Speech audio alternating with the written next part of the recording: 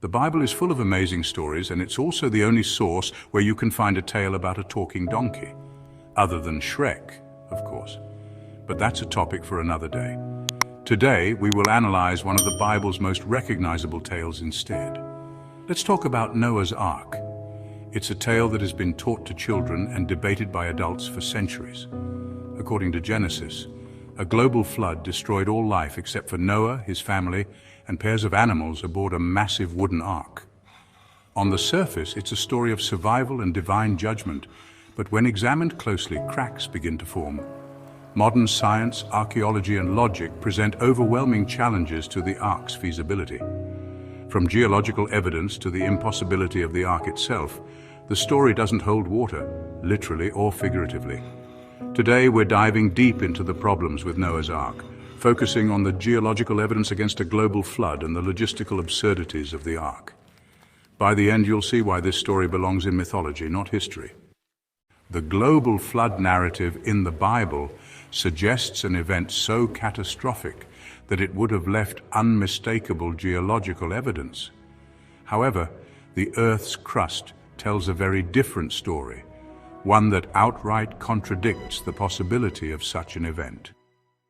If a global flood occurred, it would have left behind a distinct and universal sedimentary layer, a kind of geological scar visible in rock formations around the world. But no such layer exists.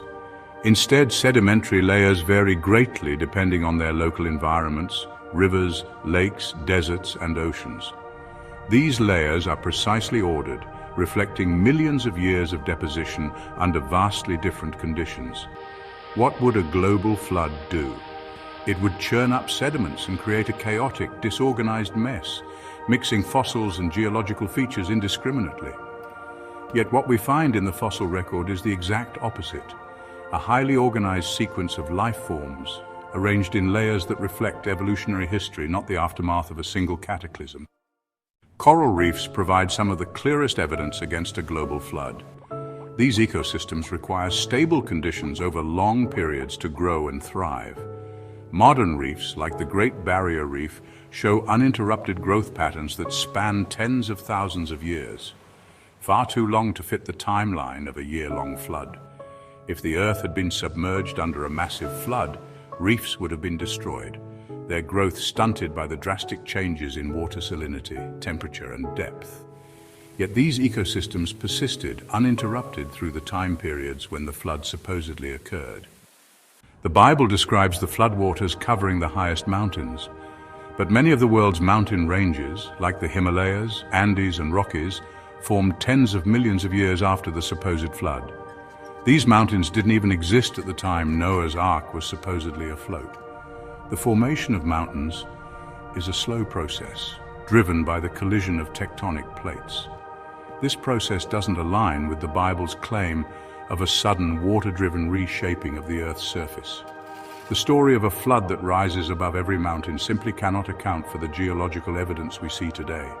The flood narrative also struggles to explain the fossil record.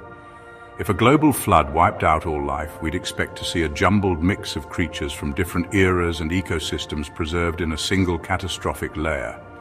Dinosaurs, mammals, marine life, and modern animals would all be found together, fossilized in the same chaotic event. Instead, fossils are found in distinct layers that reflect gradual changes over millions of years. Dinosaurs appear in older strata, while mammals and modern species are found in younger layers. This progression is consistent with evolutionary theory, not a sudden global flood. Some defenders of the Noah narrative point to evidence of localized floods, like the Black Sea flood, as proof of a global flood. Around 5600 BCE, rising sea levels caused a catastrophic breach of the Bosporus Strait, flooding parts of the Black Sea basin. This event devastated local populations and may have inspired flood legends. But the key word here is localized. Events like the Black Sea flood were massive for the people who experienced them, but they weren't global. They didn't reshape the Earth's surface or leave behind universal geological evidence. The scale of these regional disasters simply doesn't match the grandeur of the biblical narrative. The Earth's crust, fossils, and ecosystems tell a story of gradual change, not sudden catastrophe. The evidence doesn't just fail to support the Noah's Ark story, it actively disproves it. A global flood would have left scars on the Earth so obvious that they'd be impossible to ignore. Instead, what we see is a planet shaped by time, tectonics, and natural processes, not by a single divine deluge. If the geology wasn't enough to sink the Noah's Ark story, the Ark itself provides another shipload of problems. From its dimensions and capacity to the sheer logistics of maintaining life aboard, the Ark story doesn't hold up to even the most basic scrutiny. According to Genesis, the Ark was about 450 feet long, 75 feet wide, and 45 feet tall, a massive structure for the ancient world, but laughably small for the task described. Let's break it down. There are over 8.7 million species of life on Earth today. Even if we exclude aquatic creatures and generously assume kinds rather than species, a vague and flexible term used by defenders of the story, the Ark would still need to house thousands, if not tens of thousands of animals. Now add their food, water, and bedding for an entire year. Where does all that go? Spoiler, it doesn't. Let's not forget the space needed for Noah's family. Apparently, 8 people were not only living in this overcrowded floating zoo, but also feeding, watering, and cleaning up after every single animal. It's hard enough keeping a modern zoo running with dozens of trained staff. Imagine doing it with just your in-laws. The Ark's passengers were supposed to survive for over a year without stepping foot on dry land. How much food and water would that require? Consider an elephant, which eats up to 300 pounds of food per day. A pair of elephants alone would require over 200,000 pounds of food for the journey. And what about carnivores? Tigers don't survive on hay, and lions aren't snacking on dried figs. Did Noah pack live prey? Refrigeration didn't exist, and even dried meat would spoil in a year's time. Water is another logistical nightmare. The Bible doesn't mention water storage, but animals and humans need gallons of it daily. The Ark would have needed a water supply so vast that it would either sink the ship or make the rain redundant. Let's talk poop. Thousands of animals produce a staggering amount of waste. Horses, for example, produce around 50 pounds of manure per day. Multiply that by thousands of animals over 365 days, and you're dealing with literal mountains of feces. How is this managed on a wooden ship? And then there's disease. Pack animals into tight, unsanitary conditions and you've got a floating petri dish. With no modern medicine, even a minor outbreak could have wiped out the entire Ark population, humans included. The Bible claims Noah took 2 of every unclean animal and 7 pairs of clean animals. While this sounds like enough to repopulate the Earth, it's biologically impossible. Small populations face a phenomenon called genetic bottlenecking. Without enough individuals, inbreeding leads to genetic defects, weakened immune systems, and eventual extinction. Modern genetic studies show no evidence of such bottlenecking in Earth species, further debunking the flood narrative. And how exactly did the animals repopulate their habitats? Did kangaroos hop back to Australia, leaving no fossils or evidence along the way? Did penguins waddle back to Antarctica, navigating thousands of miles of unfamiliar terrain? The story offers no explanation for these miraculous migrations. The Ark was supposedly built by one man and his family, with no prior shipbuilding experience. Let's ignore the fact that they had to gather and cut enough wood to construct a 450-foot ship. Even if they succeeded, the engineering challenges would have been insurmountable. Wooden ships that size face structural problems. They twist and flex under their own weight, making them prone to leaking and breaking apart. Modern engineers struggle to build wooden vessels half the Ark's size. The idea that a family with hand tools built a seaworthy Ark is nothing short of absurd. Finally, how did Noah even get the animals to the Ark? Were penguins and polar bears trekking to the Middle East from the poles? Did kangaroos swim across oceans from Australia? The logistics of gathering and transporting millions of animals defy reason. Even after the flood, the migration problem persists. How did animals find their way back to their native habitats, often thousands of miles away, leaving no trace of their journey? The absence of fossils or evidence of these migrations is yet another nail in the Ark's coffin. The Ark story collapses under the weight of its own absurdity. Its dimensions, logistics, and biology defy reason, while its construction and animal handling are pure fantasy. Noah's Ark is not just improbable. It's impossible, a story that belongs in mythology, not reality. The Noah's Ark story, while impossible as a literal event, is not unique. Throughout history, cultures around the world have shared similar tales of catastrophic floods and divine intervention. Understanding these myths in their broader context helps us see the Ark story for what it likely is, an allegory shaped by cultural memory and theological intent, not a historical account. Flood narratives are remarkably common, and their similarities suggest they stem from shared human experiences rather than divine revelation. Consider a few examples.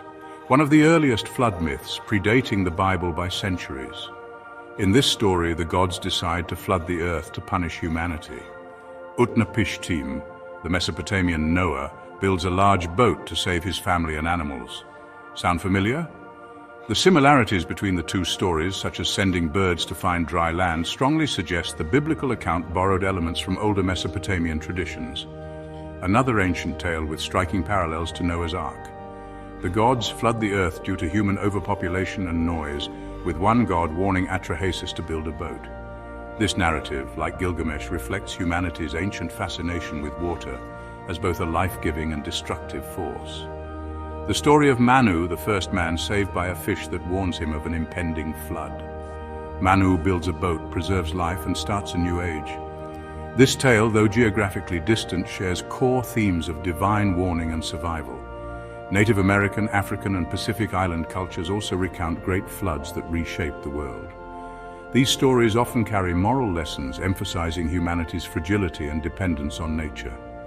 The recurrence of these themes suggests that flood myths are rooted in common human experiences, such as local floods, tsunamis, or cultural memory of rising sea levels, rather than an actual global event. Viewed symbolically, Noah's Ark offers a powerful narrative about survival, morality, and renewal. It's less about historical accuracy and more about conveying deeper truths. The flood represents divine punishment for humanity's wickedness, a theme echoed in many myths. The Ark becomes a symbol of hope and salvation, showing that the righteous are spared and given a chance to rebuild. In Noah's story, the earth is purged of sin, and humanity gets a fresh start. An appealing metaphor for communities seeking redemption. God's promise to never flood the earth again, marked by a rainbow, is a story of reassurance. It's less about meteorology and more about offering hope to believers facing uncertain times. By focusing on these themes, the Ark story gains meaning as an allegory, even as its literal interpretation falls apart. Some scholars suggest that Noah's Ark may have been inspired by a real localized disaster, the Black Sea flood around 5600 BCE. This event occurred when rising sea levels breached the Bosporus Strait, flooding vast areas of land and displacing early agricultural communities. The flooding of the Black Sea basin was sudden and catastrophic, transforming a freshwater lake into a saltwater sea. Entire settlements were submerged, forcing survivors to flee and adapt. The event likely left a profound mark on oral traditions which evolved into flood myths over generations. Survivors would have recounted the disaster as a warning, embedding it in their cultural memory. As these stories spread and were retold, their scale grew. A local flood became a global deluge in the hands of storytellers. The Ark story may be the result of ancient exaggeration, taking a real event and imbuing it with theological significance. While the Black Sea flood provides a plausible origin for the Noah narrative, it reinforces the idea that the story is rooted in regional experiences, not a literal worldwide flood. The Noah story reflects the values and fears of its time. Ancient communities depended on stable environments for survival, so floods were both devastating and transformative. By embedding moral lessons in these myths, early cultures used storytelling to make sense of their world and teach future generations. The Bible's adaptation of flood myths into the Noah narrative demonstrates how stories evolved to meet the needs of different audiences. For the Israelites, it became a tale of divine justice and covenant. For later interpreters, it became a literal historical event, an interpretation that collapses under modern scrutiny. Noah's Ark, like other flood myths, serves as a mirror for human experience. It reflects our fears of catastrophe, our hope for renewal, and our quest to understand the divine. Stripped of its literal interpretation, it becomes a timeless story about humanity's resilience and capacity for survival. But as a historical account, it's about as watertight as the Ark itself. The Noah's Ark story, despite its many scientific and logistical impossibilities, continues to hold a prominent place in cultural, religious, and even educational contexts. The persistence of this narrative raises important questions about how myths influence belief systems, public discourse, and critical thinking. One of the most enduring debates surrounding Noah's Ark is whether the story should be taken literally or interpreted as allegory. Religious literalists argue that every word of the Bible is factual, which includes the Ark as a historical event. This approach often symbolizes the broader issue of rejecting evidence-based reasoning. Taking the story literally introduces countless contradictions with science, from geology to biology. However, viewing it as allegory allows believers to retain its moral and spiritual themes without clashing with modern understanding. The question is, why insist on literalism when it undermines both faith and logic? By embracing the Ark as a symbolic tale of resilience and renewal, believers could move past these contradictions. It's a lesson in humility. Stories can be meaningful without being historically true. Clinging to the Ark story as literal truth has real-world consequences. Creationist movements often use the flood narrative to argue against evolutionary biology and geology, promoting pseudoscience in schools and public discourse. This undermines scientific literacy and critical thinking. The Ark serves as a cautionary tale of how myths, when misinterpreted, can hinder progress. If society prioritizes ancient stories over observable evidence, it risks stalling intellectual and technological advancement. The persistence of literal belief also reflects a broader cultural resistance to questioning long-held traditions. The Ark story isn't just about a flood, it's about the human tendency to cling to comforting narratives even when they conflict with reality. Despite its flaws, the Noah's Ark story resonates because it speaks to universal fears and hopes. Flood myths tap into primal anxieties about survival, loss, and renewal. They remind us of humanity's vulnerability to nature's forces and our capacity to endure and rebuild. From a symbolic perspective, the Ark becomes a metaphor for resilience. In a chaotic world, people look for anchors, stories that promise hope and continuity. The Ark delivers that, even if it does so in a way that's impossible to take literally. This metaphorical power explains why the Ark persists in art, literature, and popular culture. Stripped of its literal interpretation, it still holds lessons about perseverance and the importance of safeguarding life. The Ark story doesn't need to be discarded, it just needs to be reinterpreted. By acknowledging its mythological roots and focusing on its symbolic meaning, it can coexist with modern science and skepticism. This approach allows for dialogue between believers and non-believers. The story can be a fascinating case study in how myths evolve and persist. For believers, it can be a source of inspiration rather than a point of contention. The key is letting go of the need for the story to be factual. Myths are not diminished by being untrue. They gain power through the truths they reveal about human experience. The Noah's Ark story also underscores the importance of evidence-based reasoning. It's a reminder that extraordinary claims require extraordinary evidence. The absence of geological, biological, and historical support for the Ark is not just a minor oversight, it's a fatal flaw. In a world increasingly saturated with misinformation, the Ark serves as a call to prioritize critical thinking. It's a lesson in questioning narratives, examining evidence, and seeking truth, even when it challenges cherished beliefs. Noah's Ark may not hold water as a literal event, but its cultural and symbolic impact is undeniable. It's an example of how mythology reflects humanity's deepest fears and aspirations. For believers, it can still inspire when freed from the constraints of literalism. The story is a product of its time, shaped by ancient experiences and worldviews. By understanding it in context, we honor its creators while embracing the tools of modern inquiry. And in doing so, we find a path forward, one that values both storytelling. If you enjoy our content, we'd love your support. By joining one of our channel memberships, you help us continue creating videos like this one while gaining access to some amazing perks. As a member, you'll unlock exclusive content available only to supporters, earn loyalty badges to show off in comments and live chats, and enjoy priority responses to your comments, shoutouts, and more. The best part?